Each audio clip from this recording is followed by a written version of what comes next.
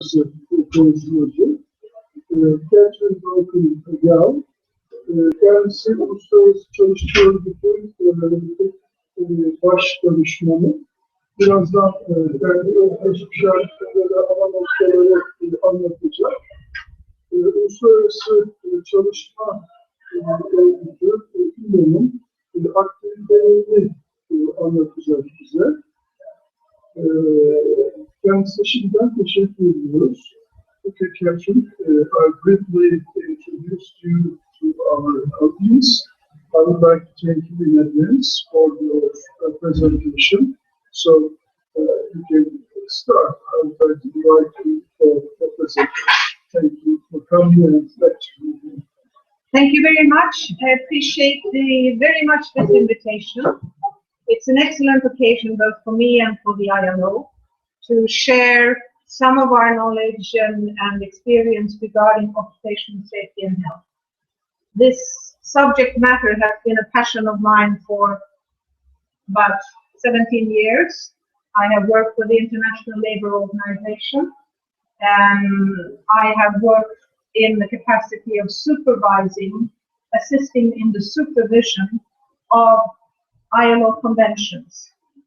Now, I know that the system regarding ILO standards is not well known, so I'd like to sort of try to give you a little bit of an outline of what the ILO system is, how the ILO convention functions, and I'd like to sort of try to reach the question of relevance for Turkey. That's a tall order, but that's what I will try to do. I just want you to bear with me if I'm not complete in my presentation, because the ILO has soon been in operation for 100 years, and occupational safety and health was one of the reasons why the ILO was created. So it is very difficult for me to summarize 100 years of activity, if you understand me.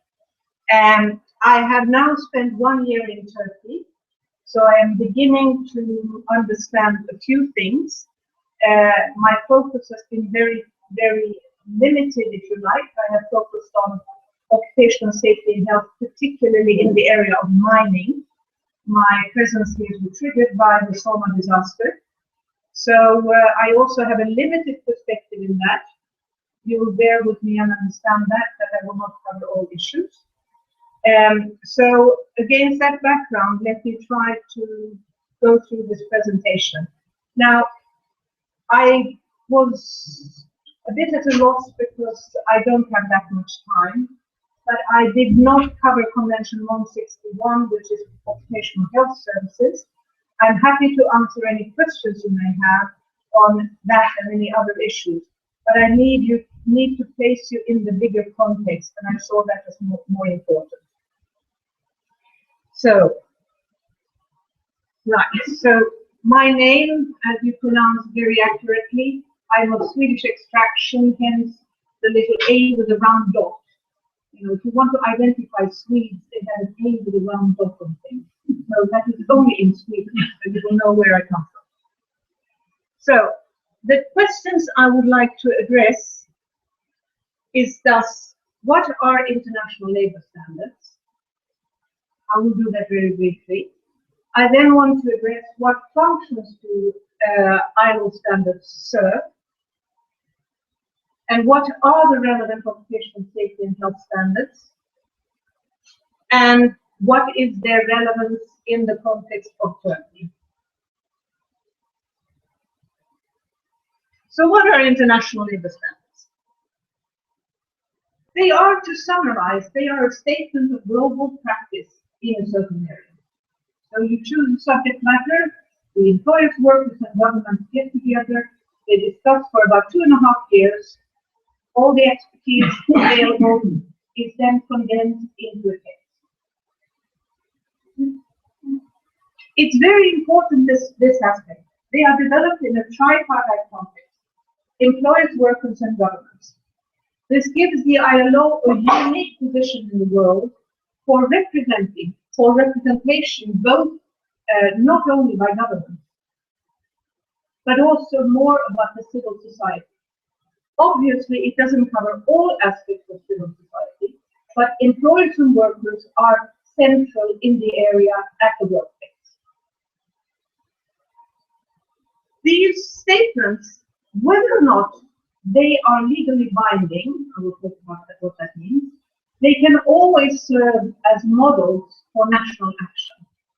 So they are often referred to and used in many different contexts, although they may not be formally ratified.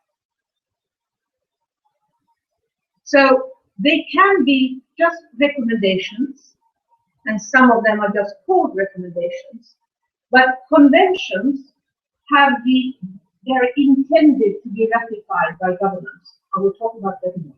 So they can become binding, the conventions can become binding, but the recommendations are not binding.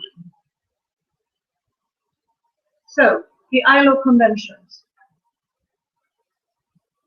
So these are standards which are destined to become binding. When I say binding here, they are becoming international treaties. For those of you who know this, there is a very big distinction between private law and international law. So private law is within a country, but international law is the legal system which binds governments and states. Nobody can force a government to do anything, but a government can willingly undertake to bind itself. So an international treaty is an undertaking by a government to do a certain thing under international law. Okay, so there is no international police, you know that. Sometimes it's unfortunate, but that's also a good thing, I think. There is therefore no way to forcibly enforce convention. So if you talk about legally binding, the only tool you have is to use the power of persuasion. It is to have good arguments for why this and that should be done, and to repeat those arguments until we have been able to convince everybody about the substance. So they become legally binding. The act of ratification, it is the government who has their certain procedures about how they bind themselves under international law. A document has to be sent to the ILO. The legal department has to look at it, and then the document is then transmitted to the United Nations, which is the place where all international treaties are kept in a basin somewhere. So all ratifications are there. So this is really an international act. Ratification and entry into force are two different things. So ratification is done by the country. It takes then 1 year before a convention enters into force and become binding. What is special about ratified conventions? The special thing is that the ILO has a very highly developed supervisory mechanism. So national compliance is expected, it's encouraged in different ways, but it's also controlled. So this system, when it was set up in 1919, involved the submission of reports by each country on each convention to the ILO conference, which is meeting once a year. It's all the members of the ILO. Very rapidly, that was clear that the burden of work for that conference became too big. So a filter was eventually set up, which is, there were two filters. One is to say, you don't have to submit a report every year. So for most conventions, it's every 5 years today. It's changed over time. For the most important conventions of the ILO, I will not go into all those today, it's a 2-year cycle. And the filter is a committee of lawyers, a bunch of lawyers coming from all over the world. They are high court judges, you know, the top most of the society. They represent all regions. And they do the first screening of the reports. And then they select. Some are just, you know, we need more information, we need more data. And another bit goes and are published. Because if you like, the other level of our sanctions is the name and shame. So that is the possibility for the ILO to make publicly discuss problems that is going on in the state. That is a strong issue. Now, this is the yearly output of published comments. Published ones. Then we have all the ones that are not published. This is the yearly output. Okay? And it's not big print. Okay? We have a lot of conventions. There are a lot of countries in the world. If you multiply 200 by 183, you get the number of potential refugees. So the logistics of this is just staggering.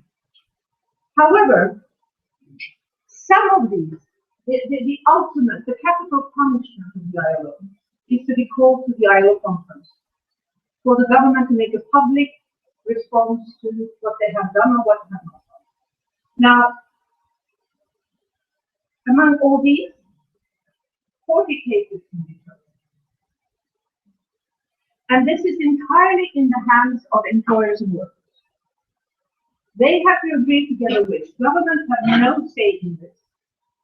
Many governments would like to have a say, but they do not have a say.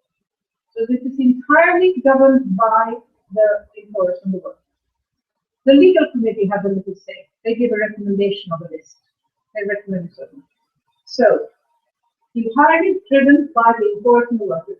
This is the employers and the workers' law.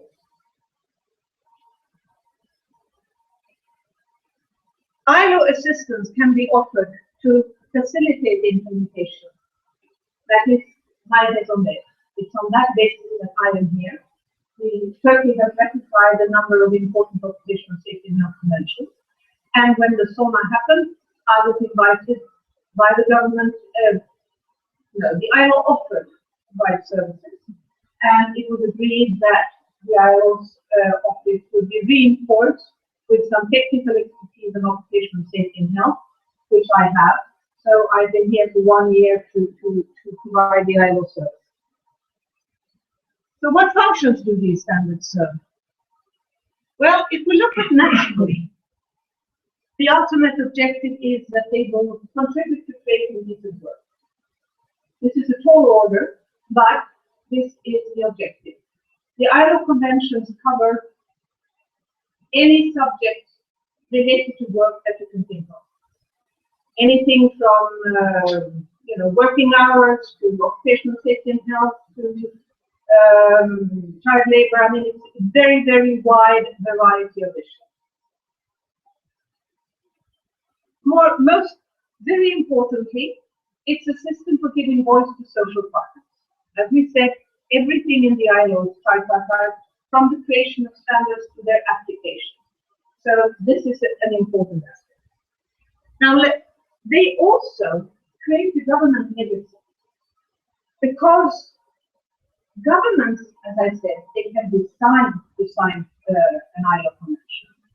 But if they do, they bind the country for the years to come. So this way, a government policy is, if you like, it's cemented in the structure of the country. So it is a passage over time.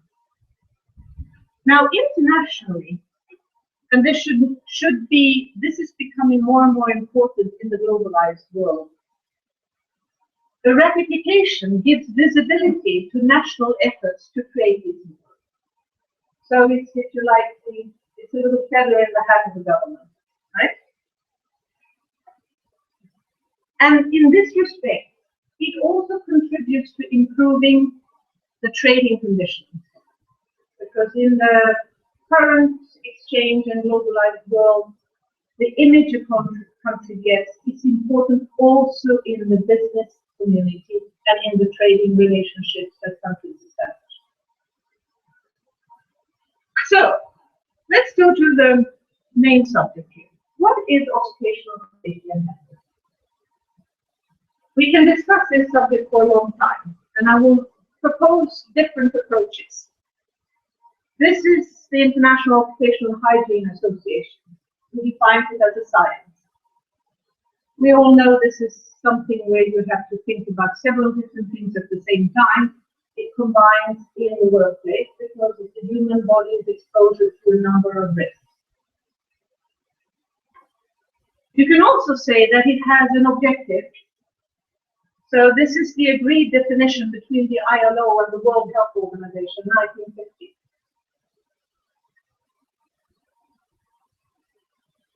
It's important here to note that already in 1950, there's a mentioning of the social well-being. So the question of psychosocial problems was already brought up then. It's been long in coming and not entirely here yet. Now, if we're getting up to another level, we're talking, it's also a system to assess and manage risks from hazardous work. Now we're taking the whole issue from a totally different perspective. It's from the regulatory, but also from the organizational perspective. You could also say that it's a system of rules distributing responsibility related to occupational safety. Who should do what to ensure that people's lives are not placed at risk? That aspect is particularly important because often there is a legal responsibility and compensation and sometimes criminal responsibility for omissions that should be taken into account. So you have to know who does what and who is responsible for what. I'd also to go further. You can also say that it is a system for vertical and whoops. Mike died. Okay, it's updating, so please bear with me. You can also say that it is a system for vertical and horizontal information sharing. Now, what do I mean? Well, I was trying to find a way to make an image of this, but I've been failing in this. So you need to think of a circle this way, which is responding to the hierarchical structure of a country. So you have the government who issues rules and regulations. Through the institutions, this has to be brought down to the enterprise level. And it has to reach the worker, right? So this information has to go this way. It's information about how to behave, so it has to reach the workers at the workplace. But then you need to have the loop upwards again. You need to make sure that the worker who is at the workplace, he knows, or he or she knows what happens. That voice must be heard through the institutions up to the government.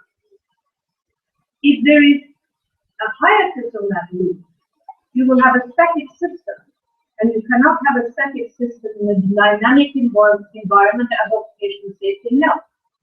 So the worker's voice and the employer's voice as well is what closes the loop in order to make this a functioning system. Okay, we are a few slides down. I said there's this loop going this way, but it's also a loop going the other way, like around the equator. Because, shall I go on?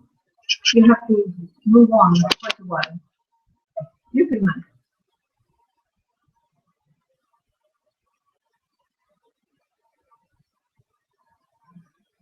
We were on the next one. Okay, we are on the last one.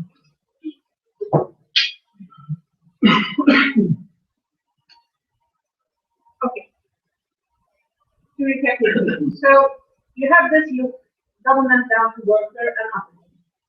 This loop, that's one of the specificities of occupational safety, because then skills both here and in China, irrespective of political differences. So the knowledge about what happens can be shared. Knowledge can be extensive though. So part of the essential aspects of occupational safety and health is to set up systems for information sharing. I don't know how much of you are working with chemicals, but just to take the best example, chemicals, as you know, are to benzene as an example. there is something called the International Chemical Safety Parks. This is a gigantic effort by the UN system, where experts are sitting together and trying to hammer out condensed information about dangerous chemical substances in one sheet. And I think there are several hundreds, thousands of them already. So you have if you are exposed to benzene, what should you do? Should you use water? Should you do this? Should you do that? And what is the chemical properties? How does it look? How does it smell?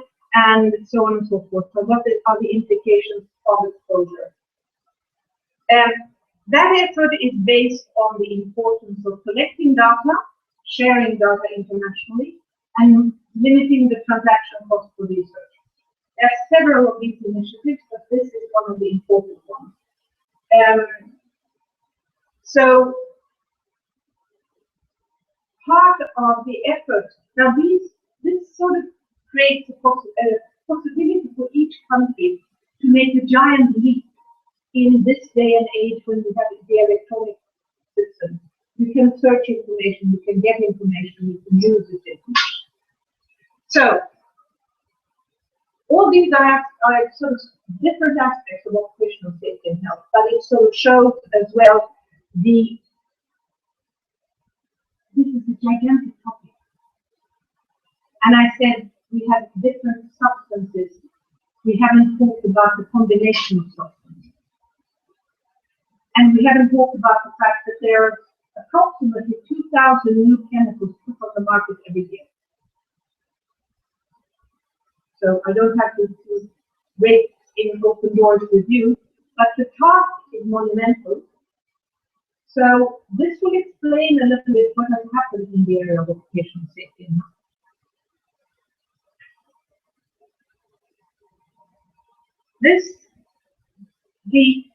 Because there has been an important paradigm shift in how the ILO has handled occupational safety. This is how we did historically. An innumerable number of details collected in the ILO and bundled up in different conventions. Same thing in countries. There are individual regulations on small matters, because you have to regulate it in small matters. But you have to look at it from a system. So, up until 1980, the ILO had a piecemeal approach. They were detailed and numerous standards on specific hazards and occupations, and they were focused on protection. The paradigm shift occurred in 1981. There was but this paradigm shift, as all paradigm shifts, is gradual. With apologies, I'm sure you know English well, but paradigm shift means you change your way of thinking about stuff. It's a whole different approach. So that paradigm shift has taken a while to be introduced. So I want to insist on it because that's the important part of occupational safety and health. So it's a dynamic and systemic approach focused on prevention. When I mean systemic, the whole basic idea is we cannot regulate everything. So we have to make sure that people think of auto-regulating. I'm not saying that workers should regulate themselves, but there has to be a consciousness of the need to do so. Sorry. So what is the modern approach to occupational safety? The cyclical approach. It's to do what you are doing, to learn. You have to plan. It just says the same thing as before. It's a PDCA method. This is no magic. You plan something, you implement it, and then you evaluate the result. How did it work? Did it work well or not? Did it have the impact we wanted? And then you adjust accordingly. So, and I always have this frustration that I can't use it in three-dimensional or something, because this should be a spiral forward. It has to be three-dimensional. You have to add the part. So it is you plan, you do, and you change and you evolve. So you have the learning loop. This is what Google does. We make one search and the next one, boom, they have learned what to use it for. That's what you have to do in occupational safety and health. And by the way, have you ever Googled the word occupational safety and health? Well, try. You can do it in Turkish as well. I mean, have you got any idea about how many entries you will get?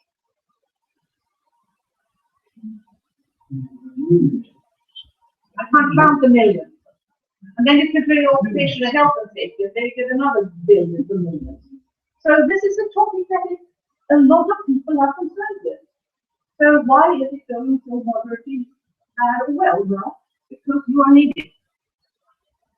All right, Turkey. Turkey has been engaged since 2000 in an effort to harmonize with EU standards. Okay, so what about the relationship between the ILO and the EU? Well, they were friends, but you should realize that EU is a regional concept. The ILO is an international concept. They are different, not very much, but they are a little bit different. But in terms of occupational safety and health, there are virtually no difference. The Framework Directive promotes the ratification of ILO standards from the central ones. We can, if we work hard and if we are very systematic warriors, we can find a few differences. But the concept is the same, the basic approach is the same, so no difference there.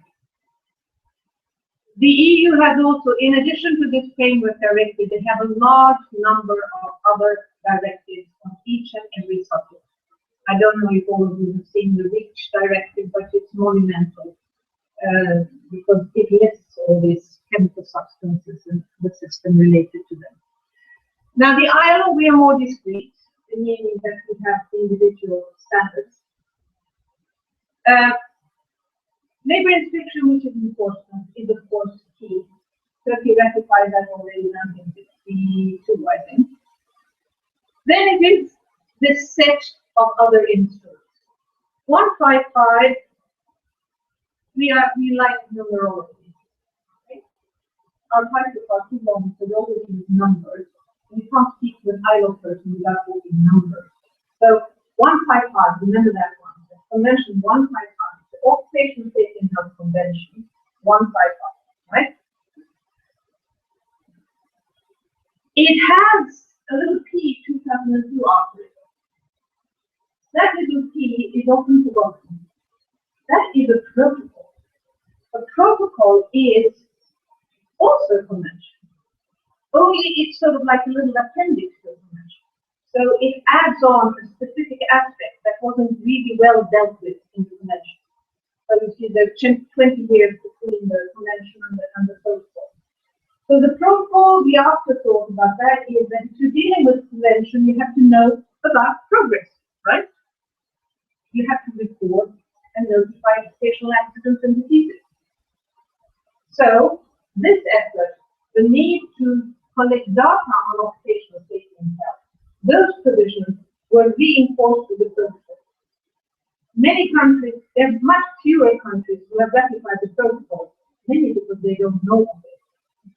And but it is a system you have to report and notify of occupational accidents. I will mention a little bit more about it later. Convention 161, I think, is close to your heart if you know it. It's about occupational health services.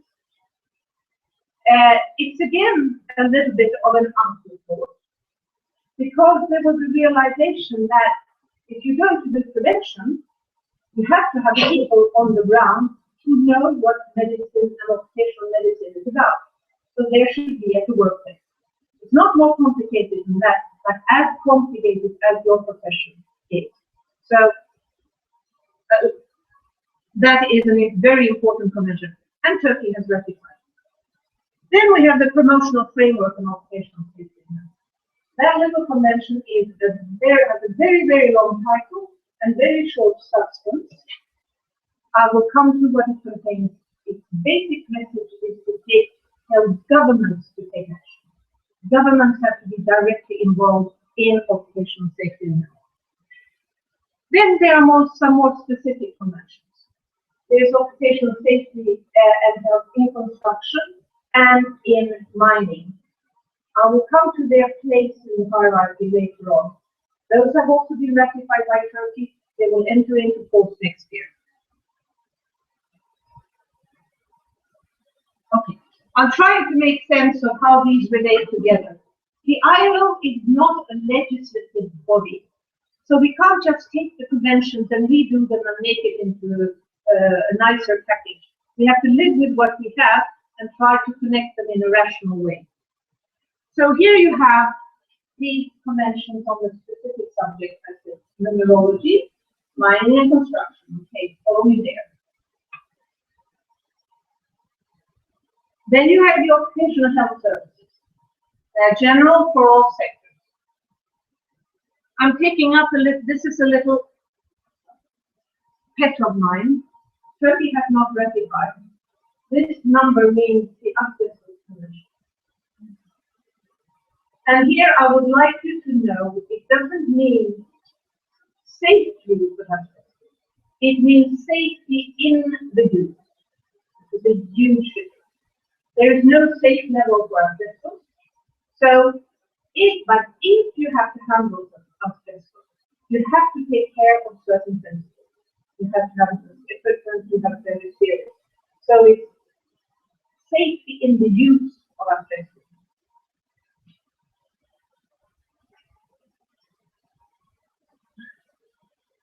Convention 187, the commercial framework, government needs to take action. Covers all. But the overall issue, the central instrument is 155 on the protocol. Now all this does not make sense unless you have input. I like that little image. So, but it's for you to understand that there is hierarchy between the standards in substance. And the hierarchy between ILO standards has been a very difficult topic. Workers didn't like to make a hierarchy because that means that some are less important. But this is to say that they are related in a hierarchical way. Okay, 155. Remember, occupational safety and health. You have to remember this number.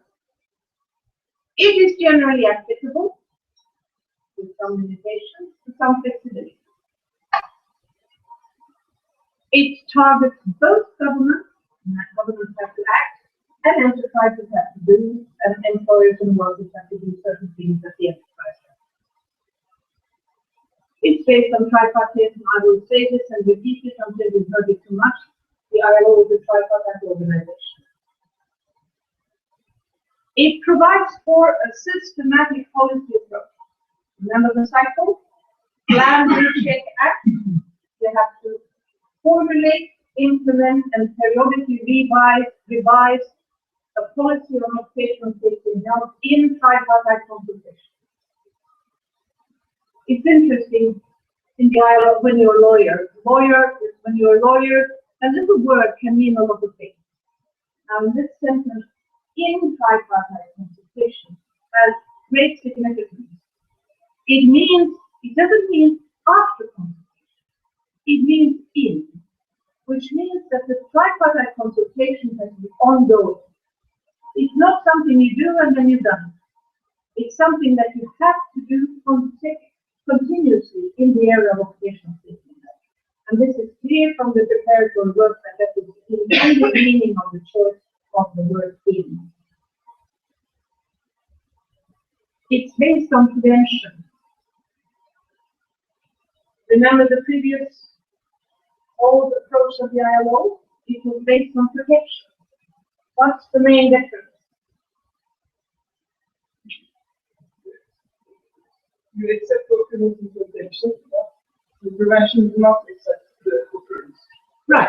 So one is proactive, the other is reactive. So you react and you accept, when you have protection, when you prevent, you try to eliminate and make sure that the thing doesn't happen. I mean, you know prevention. I would like to go on for another 2 hours on prevention, but you know what prevention means. And as I said, and I keep repeating, it requires continuous improvement. Because, for several things, because science changes, situations change, people change, knowledge change. So all this has to be taken into account in the context of risk assessment. Risk assessment is the key to making the cycle work. So at the workplace, I'm abbreviating a bit too much. Employers have the responsibility to ensure a safe and healthy working environment. Okay, let's take that as a given. That's not the discussion. As far as is reasonably possible. No workplace can be totally safe. That's an ideal we cannot achieve. It doesn't mean that we can say, well, we accept 10% accidents. That's not what we say. As far as is reasonably applicable means is continuous effort. We have continuously to try. The G20 just agreed on, a couple of months ago, on an initiative for zero objective in occupational safety. Again, the same argument. Of zero we can't achieve. No, but it has to be the objective. You can't just say, okay, we will accept 10%. You can't say to a worker that comes to your workplace and say, well, we'll accept that you will lose half an arm, but not his whole arm. You know, that is not acceptable. So workers, what is their obligation? Like the employer, they have to cooperate. Employers and workers have to cooperate. Workers should have a voice and should be represented. Workers have to do their work, and they also have to be represented because they have to do their work, and then somebody else has to assist them. Occupational safety and health measures should be provided at no cost for the workers. Now, this is literal. The ILO has had a quarrel with Canada because they did not provide the hard shoe. The government says, well, the problem is in our country that everybody uses the hard shoes to go trekking. So the employer is providing funding for the private activity. So there was a little statement that was not in all aspects. But this just tells you. Okay, workers' representatives.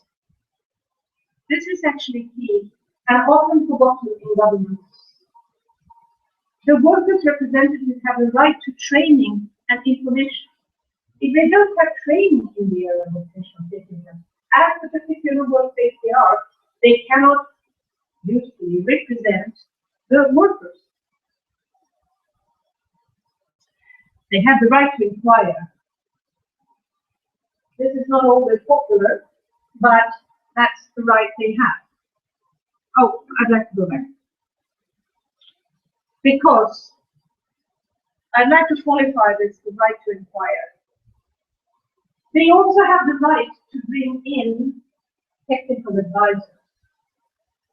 Now, under Convention 155, this is subject to mutual agreement between the employer and the worker.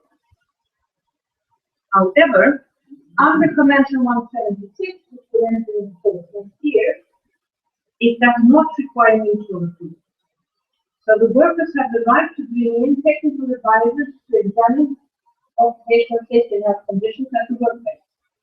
They also have the right to request and obtain a labor inspection. This is one of the major features of Convention 176, which surely is not well known, but has to be made well known. All right, the protocol. I talked about the protocol. So you have to have a system of recording and notification. You have that in place. It functions for accidents more or less well. It does not function well for diseases. Why? Because the system is based on, the figures are taken from the compensation, which is the its cost part of occupational disease. And the going trend in the world is to make great efforts in trying to get at the preventive aspect of tracking occupational accidents. I'm sure you're well aware of this problem, and I can't say there is a big solution, but there is efforts that have to be taken in each country, and there is a big discussion going on also in Turkey about how to do it. What should be covered?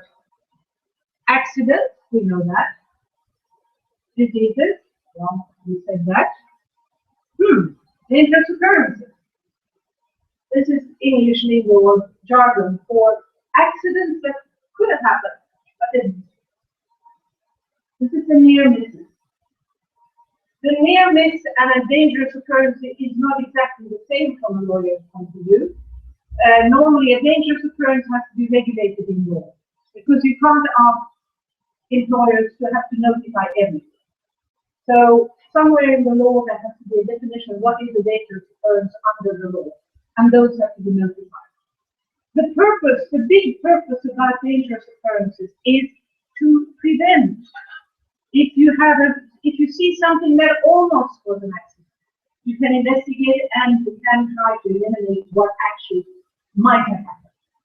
So this is a huge tool for prevention. Now, interestingly, the protocol also requires notification of commuting accidents. There are some staggering figures about how many people die on their way to work. In Turkey, there is notification of commuting accidents provided they are taking place in the company-provided car. Under the protocol, it is for all transport, provided it's a direct line. This gives interesting court cases where the question is, you stop by to buy a hamburger on the way, is it still a direct line? This is discussed. Lawyers have to do something to keep themselves busy. There's a prescription of the annual publication of statistics. I think I'm overstaying my welcome, but I will have to go on a little bit. I will try to carry on a bit more rapidly. Convention number 187, in addition to requiring governments to act, it contains this statement, which is the most modern and up-to-date statement of what is occupational safety and health today. And importantly, it contains the first legal articulation that occupational safety and health is a worker's right. However, the sentence is very long and complicated, so it says workers' rights, yes, but there are also obligations. But it's the first statement that this has been taken, and Turkey has ratified this. Main features, as I've been saying, active involvement of government, action in consultation, the same as Convention 155, always with the workers and employers. The PDCA method, plan, do, check, act, the cycle, remember the wheel, has to be applied. Continuous improvement, spiral forward. And OSHA is a worker's right. It has an explicit link to Convention 155. So these are, if you like, twins. They are legally even related, but you can't have Russian dolls in treaties, so they are legally separated, but they are linked in substance. Now, let me just mention Convention 190, a recommendation. So this is not legally binding. It includes some additional information. It's more practical on how to promote. It talks about all the other instruments. They are in an annex. This is an up-to-date list about what is relevant and what is modern, what should be taken into account in the future. It talks about measuring progress, indicators. You should also make a statement of what is the situation in the country, to do a national profile. In Turkey, we have just done one over this year, which is a photo of the situation today. So 5 years from this policy that they have can measure what has happened. And it provides for this equator wheel of exchange of information about our occupational safety and health. Okay, in Turkey. I have been here for 1 year, and we've had the possibility and opportunity to carry out a number of activities. On the World Watch Day, we invited the whole National Watch Council to discuss about occupational safety and health and these issues that need to be taken. We have just carried out a national loss profile. We have discussed in 3 workshops, recording and notification. And we also had a workshop with the Labour Inspector Board about trying to get international experience about how this system can be improved in Turkey. We have had a focus on mining and construction. We have commissioned a major study on mining, which has been a bit cross-sectional. We have examined both the economic, legal, and practical aspects of mining. That study will be launched on Friday next week. It's done by a Turkish research institute led by GÜVENLİDİ, that you may know, and we have been working closely together. We have also carried out 2 gap analyses, which is a legal term for checking how the Turkish law is in respect to the mining and the construction convention, to see if there's any gaps that need to be filled. And we have, I'm sort of, I may not look like it, but I'm a 2-stage rocket. So the first part of the rocket we have launched over this year, but the second part is to develop an EU proposal. So that we are going to, we have developed sort of a number of activities that we propose to do over the coming 4 years. So the ILO would undertake to do that, but we're hoping that it will be funded by the EU, because Turkey is an accession country, and the EU does provide money under the so-called IPA II agreement as to facilitate Turkey's entry into the common market, which is still their aspiration. And I think there are greater projects for doing this now under the current political situation. Now, let me just conclude. This is my personal view, okay? Don't quote me as being the statement of the ILO. This is my experience based on my year in Turkey. A key issue in Turkey is to implement all these new rules. The Law 6331 on occupational safety and health and this whole long series of directives, they haven't been fully implemented. I think this is government realization that there is a further need to implement and share and make known and awareness campaigns and building a preventative safety and health culture in the country. It's not done overnight. There is a need for increased focus on risk assessment. I would like to have another special lecture on the need for risk assessment. Because according to Turkish law, there is the requirement to carry out risk assessment in the most hazardous industries once every 2 years. It's sort of like saying, when you go driving, you have your test of the car every 2 years. And then when you start driving, you completely disregard it. And you just drive. It's the same thing. Risk assessment is a daily activity. It's something that has to be done by the workers every day. And it's the workers who smell the methane in the mine. They know what's going on there. They have to share it. They have to assess it. In Brazil, they have introduced a rule where miners who come out of the mine have to tell the team that's going in what was the status in the mine today. Because it may be different from yesterday. And definitely different from the risk assessment that was made 2 years ago. There is a need to establish a balance between competing national objectives. Well, this is politically correct statement of saying it is very difficult for occupational safety and health specialists to make their voice heard against other stringent national requirements for energy, for development, for this, for that. So, to get the voice for the Ministry of Labour to enforce occupational safety and health rules can be difficult in the strength of other competing objectives of the country. There is a need for improved cooperation and collaboration at the national level. I think this is Turkey, like many other administrations in the world, like the ILO, we all suffer from styloitis, who work in our little rooms, in our little entities. The administration, I think it was a German colleague of mine who was saying that in Germany you say that constitutions may change, but administrations stay. So once you have an administration, it's very difficult to have it maybe change. If you don't have practices to collaborate, it's not very easy. When I worked at the ILO, it so happened that safety and so we have a legal department where I work, and we have a special department on safety and health. They happen to be on the floor above me. So I just had to keep them to stare up and down. So it was very easy for me to increase collaboration. But in other situations, it can be much more difficult.